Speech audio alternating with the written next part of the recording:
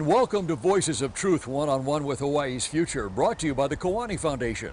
I'm Ahu Keikahu Cardwell, and here we are today deep in Kalihi Valley on the island of Oahu. We have an exciting guest on the show today, so let's go on over here and meet him. Wayde, aloha. Aloha. How are you? Nice to meet you. Nice to meet you. Wayde, introduce yourself to everybody. Aloha. O Hoapili, Noa. Molokai Kikuakana. I come from Molokai. I'm a fourth generation homesteader. I'm over here today at St. Anthony's Retreat Center doing a workshop for all system people who are going to be part of our juvenile justice system. Wonderful. So this is St. Anthony's Retreat. Yes. Deep in Kalihi Valley, a beautiful setting. And you're here at a retreat to help juveniles get back on the right track, yeah? Yes. Wonderful. Can we walk this way as we talk? Yeah. Super. So you're from Molokai, yeah? Yeah. And so what do you do over there? You work with a lot of youth at risk? Well, I do that, and I right now I'm spending most of my time in Oahu, coming back maybe twice a week. Oh, really? Yeah, to work with the system people to wholly the system of juvenile justice. Okay, what is the system people? So system people would be, well, let me start at this. It first started, I served as the Juvenile State Advisory Council, and I was the past chair. And during my time, I served 15 years in that capacity, not as the chair, but as a committee member and as a JSAC member. We did a study 15 years ago showing that disproportionate minority contact, that Native Hawaiian kids were overrepresented in the juvenile justice system. Yes, way overrepresented. Way, well, just like in the adults that OHA has been showing their results. And that's why I stuck in for 15 years, because my worry was about our Hawaiian kids and our roots being rot away. So when I became the chair, I kind of put forward, and it was just the right timing that people in the right place needed to say, we need to change this system from being punitive to making healers and having an opportunity. So we contracted University of Hawaii, our urban and regional planning, Dr. Karen Uemoto and Taya Miao, to do a study. And the results for 15 years have never changed. For the past 10 years, since 2000 to 2010, they found out that 67,000 Hawaiian kids were getting arrested, and compared to maybe the next in line, which was 10,000. So we were way overrepresented. So huge gap. Huge gap. Wow. So we felt that we needed to go to the front end, and maybe we found out that the kids that do enter the system, that in every 8 contact points, they were being overrepresented also, and that as soon as they get arrested, they somehow plunge further into the system and ending up in HYCF. So like a downward spiral. Yes. Yeah. Yeah. So we wanted to go to the front end and maybe see if we could stop arrests. And the head for Office of Youth Services, David Hipp, who comes from Florida, but marries a local girl from Big Island. He sat down and says, you know, they used to do something in Florida which is called a civil citation, not arresting kids. And I said, oh, that'd be great. We couldn't arrest the kids. And I said, we need to go to all the islands and ask the Native Hawaiian community, what do they want? And they came up with 3 things. You know, one thing was they wanted to be culturally based, aina based, and spiritually based. And according to this report, I asked Dr. Karen Uemoto, could you find something good about the Hawaiian kids there? So she did. Out of all the things that she found one good thing, that what was different from the Hawaiian kids than any other ethnicity, that they had a sense of right and wrong. Yeah. So they knew. They knew what was wrong. There was just no place for ask for forgiveness. So we felt that asking for forgiveness is part of the old culture. Is the old culture. So we got together and we said the civil citation is good. We need to change the system how we take kids. So we've been with that 3 months now, we developed a system, and the first is having the civil citation, not arresting kids. They're moving on to an assessment center, So the police would pick them up, not arrest them. If they're first time misdemeanor or status offense, they would go to an assessment center. But the assessment center would be run mostly by un kupuna, because then it's auntie or uncle, which is assessment is about trust when you tell your story. Right. So they would have that status, and our Hawaiian kids would feel at home. Feel safe. Safe.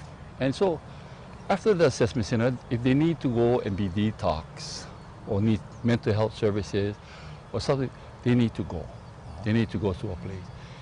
Then if they need any relationship mending or any substance abuse resident, they would come to a thing called Wahi Kahanaho, and that would be my spiel. And what does that mean, Wahi Kahanaho? Wahi Kahanaho is, Wahi is a special place, a spiritual place. Kahanaho is a place where the Hawaiians taught the most disciplined, intimate culture and discipline of the Hawaiians. It comes out of 5th century Oli from Molokai, from my cousin John Kaimikawa to Auntie Vanda, and gave me the name. And you won't find this word in one Hawaiian dictionary because it's not. It's found in an Oli. So in time, she said, I asked her, can I bring that out now because I want a place where I can teach kids to be healer. I've been fortunate to work with a lot of kupuna who were healers, who were la'aulapa'au, ho'oponopono, and I was able to run a residential in Molokai for substance abuse, and I asked Auntie, how are I going to heal these kids? Well, you know, kupuna, they have a way of being super beautiful to you, but the counter was just giving me scolding. Yeah. And she said, oh boy, only Akua can heal. In other words, Wayde, you cannot heal nobody, but we can make them healers. And I kind of was baffled. I said, Auntie, I've been with you almost, 15 years, 20 years, and I'm still learning. And she said, that's okay, boy, because I'm still learning. So there's a couple of things that we teach at the center, and I put together a curriculum, and it's called Pono, and it helps the youth to first be spiritually grounded.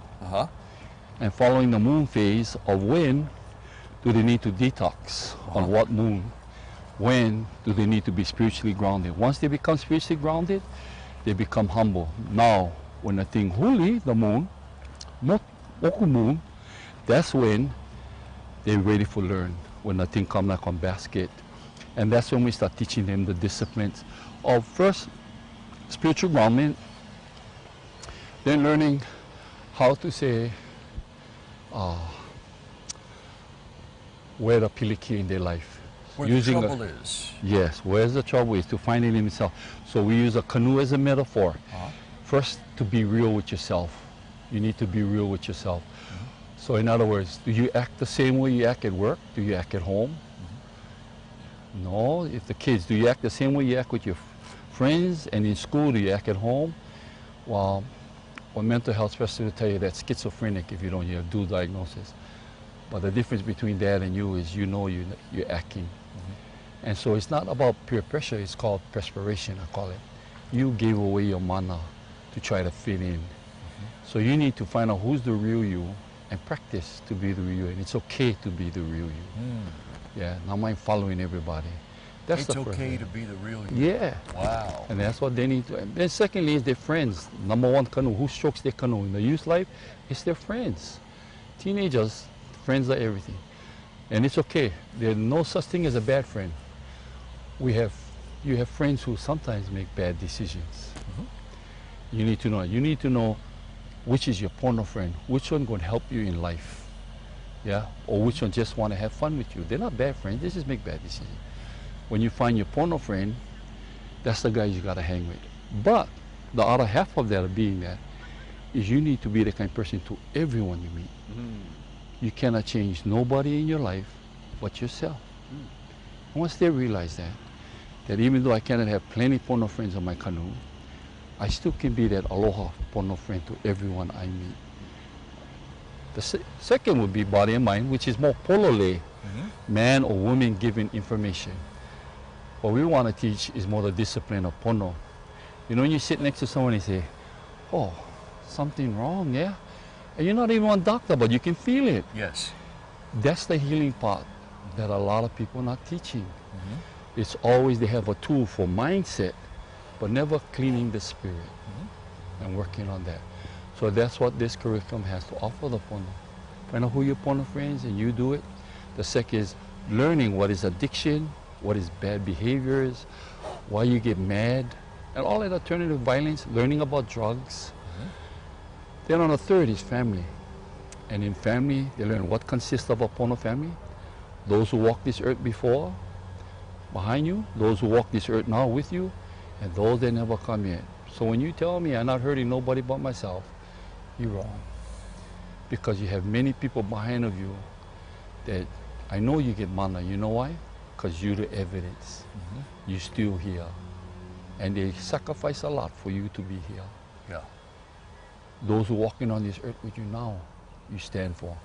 And all your children, or your, they never come yet. Those yet to come. And so like Auntie Malia Crib would say, you know, her famous line was, get a grip and leave a legacy. And that's what that comes from. Great. So knowing and also realizing I don't do everything in life, in family. Knowing that their parents do all this for them. And why do they do it for them? Because they love you. Great. Right. Once they figure that out, I tell them, make the phone call. What's that? Call your parents, talk to them one by one, tell them you love them and why you love them, and hang up the phone. When that happens, and you can hear the pulling, that they really deep, come from deep inside, and they call their parents, I get a phone call right away from the parents. What happened? What's happening with my son? What's going on? And that's when I know I call the parents, you come. And I take the child before they come in the room, and we ho'opono. Open one pule, I open the pule. Whatever trouble they get, we resolve it. Let it go. You good? You know you're okay. When we power, I tell them, same thing what we did in here, you're going to run them with your family when they come. I'm going to sit on the side, but I'm going to let you run that ho'opono with your family. Yeah, or the ho'opono with your family. When the family come, they open with a prayer, and they actually tell their dad they love them. That's the hardest thing. The hardest thing. Well, I think out of all the kids I see, is telling a male Hawaiian to a male father, I love you, and having the father tell the males. Kind of easy for mommy, say I love you. Hard for the male, say I love you. Yeah. And then ask for forgiveness and forgiving them. And what is the solution? What they're going to do from here. That's pretty much in a nutshell what we do in 21 days. Wow, amazing. Do you think that this system would work for people other than Hawaiians also? I believe that this works for any indigenous people because those are the three things that indigenous people have in common. Which is what? Spiritual groundment, Aina base, Land base. and culture base. Wow. And so all indigenous people, if we not look at Western or we look at indigenous, this is open for all indigenous people. We cross the line. We all have that gift in us to feel. We just gotta work on them. Okay, so what about somebody who comes from the Western world? Do you think it would work for them? You know, someone come from the Western world. I asked this guy up Colorado, and he told me, I'm a citizen of the United States. I said, no, I asked you, what is your indigenous? Come from Germany. I said, that's big mana. That's the indigenous. Everybody is indigenous to some place. Yes. But the mana that they have was their parents left that place to have a better place for them. And that's why I know they get mana. Everybody get mana because we traveled. I'm Korean, Hawaiian. My Korean people came from far, across the Asian Ocean and the Pacific Ocean to How come about here. that? Choke mana. Yes. Korean. Choke mana. So everybody get mana, Yeah. I believe. Those that no mana wow and hala never make it across. So how we know you have mana, that quantifiable spiritual energy, is because you're here. You 'Cause made we're it. here. Yeah. Wow. Wade, so Wade, let me ask you this. You know, we've talked about the system Yeah. and people going through the system. What about that system? I mean, is there anything that needs to be done so those things don't happen in the first place? Well, you know, right now there are very good people in the system. And they're doing a good job, but there's a lot that falling through the cracks. And that's what we want to do is build a stronger alliance among all the nonprofits. Second of all is bringing the grassroots people in here that don't get paid, but they're willing to take somebody's hamana with them. Yeah, because when Somebody's students. yes, some of the students take them to work in fish ponds. They're not getting paid. They do it because they love it, and that's what we need to get involved with the system. Third, is that we need to have a different approach than only punitive. Now, don't get me wrong, we do need public safety, and we're going to have some kids that need to be learn the hard way, or also need to be protect the public, but not all of them. Yeah. Maybe we can save them and make them healers and let them heal themselves, then we thinking we can heal. Because we cannot heal nobody, Right. only ourselves. Right, right. So what I heard you say two really important things. Number one size does not fit all. Yes. But the other thing, and probably the most important thing I've heard you say here, Wayde, is what you described and the way you work with these youth is really the old ways of old Hawaii, the pre-contact ways. There was punishment, but it wasn't a punishment-based system. It was an ohana-based system, right? And everybody was connected to each other and the land, and wow, that's what we need today. That's it. Yeah, we need to reattach ourselves to the aina, to our spirit. Yeah. And also we need to reattach ourselves to our kupuna for come out. There are a lot of good practitioners out there. They're just not getting that credit because the credit is in the wrong school. And in this school, you know by word of mouth in the community. When you go Kalu Pig, no touch the pig to Uncle Joe come. No touch the poke to Auntie Jenny come. So the proper protocol. Proper protocol is not by my PhD or my MDS or whatever you have. Yes. It's by word of mouth in the community that was your profession. And I think that's what we need to also go back to. Not everything. Whatever good, whatever way that they can find heal themselves, they need to find. This is just another avenue to open up for our kids, to give them the best of everything. And that's what this is about. You think it's going to take a lot of work and a lot of time to actually, get there? Yeah, we've been working at this for, we've been working with the system people, and we took a year and a half with them, and they actually came up with the whole program. And now we're going into the community and working with the community people, community agencies, and asking how do they feel about this. And then we're going to go back to the communities that we went to and say, this is what we came up with, this is what everybody agree. We're going to have Kalihi be the first phase one. Right here. Right here. We're going to do this as phase one. The chief of police has agreed, and we're going to do it statewide. So there's going to be phase one, the assessment center. The Waihe Kahana will not be in Kalihi. They need to be somewhere else so that they're out of the community and can heal. They need their time. But everything else will be run here. Then we bring them back to the community to make right. Okay, so wait a minute. You just told me that the people in the system are actually listening, and they're open to it, yeah? The system people have really stepped forward. The Office of Youth Safety, David Hip, has put an RFI out and soon to come out. The money he put, with the federal side, 1.5 to make this new system available to all people and our kids and families. Wow. So I think the state is very committed. Everybody been working hard at it. And it's because we all believe that it's another way. It's not the way, but it's another way that we need to save our kids in order to save ourselves. Wow. But you know what is the blessing? What's the that? blessing is we think we're here to save the kids, but the kids actually save us. Yeah. They heal us. Yeah. And once we figure that out, then we know why we're here. So we talked about the kids, we've talked about what you do with them and what they do for you in terms of they heal you instead of the other way around. But we haven't talked yet about the parents and the extended ohana. When these kids go through this system and they come out the other end, what's the reaction from the parents and the larger family?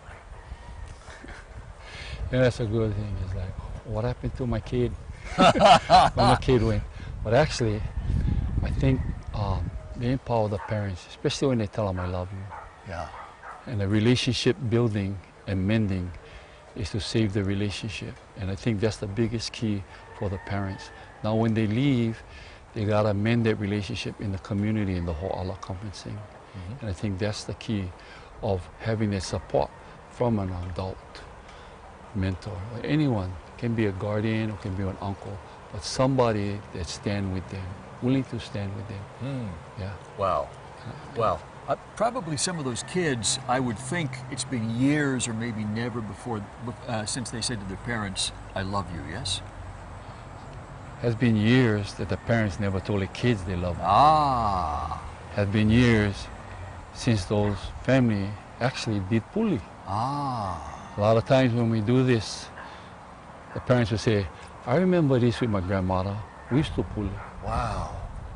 And just somewhere along the line, what we gotta do is turn back over the responsibility back to the ohana, but help the ohana. Somewhere along the line, they lost control of the child, and the training for that youth went stop. And we gotta go back to where it stopped and help them to move on. Yeah, because you know why? Parents are the best case managers. Why? Because they're willing to die for their kids. Yes. Yes. And they don't cost nothing. Yeah. They don't cost nothing. And then, so I think that's what we got to do is really power the parents to gain back control. And if not, give control to another adult who's willing to love them. Yeah. Resupply the missing link, Yes, huh? the missing and link. sometimes I guess that's been missing for a whole generation.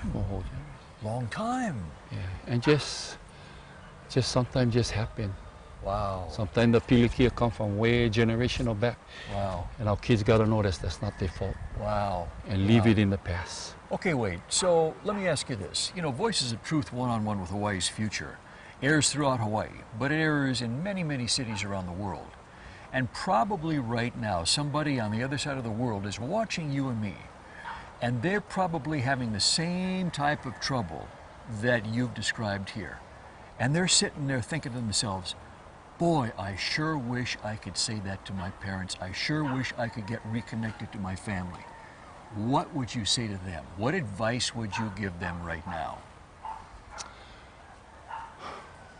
Get on the phone and call them, and then go to the house and tell them, you have a great mana because of all your generations in back of you, all they're standing with you, and those never come yet. So take that mana and do it. Second of all is that, clean out somebody else. First one you gotta clean out is yourself.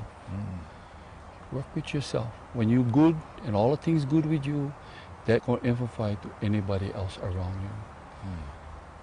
Love everybody. And they're gonna be attracted to you like a magnet.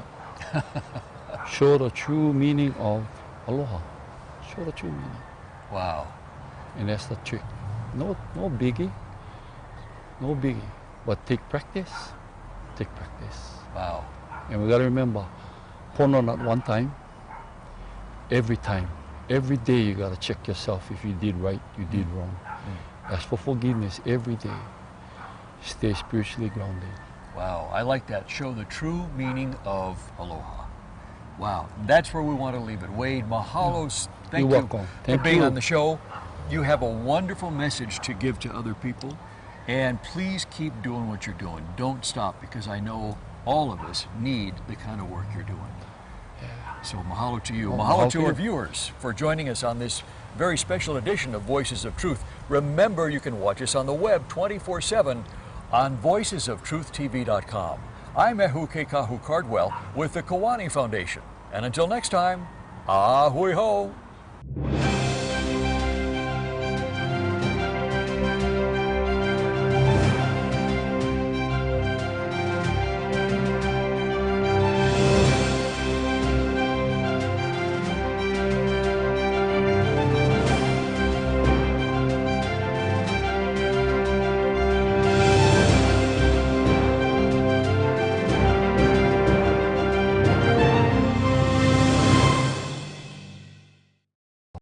Mahalo for watching Voices of Truth One-on-One with Hawaii's Future. Watch us on the web 24/7 at voicesoftruhtv.com. You'll find all our shows, including this one, in case you want to see it again or share it with family and friends. Also, view our weekly video commentaries at freehawaiitv.com. And check out our blog, published daily, at freehawaii.info. It's all part of the Free Hawaii Broadcasting Network.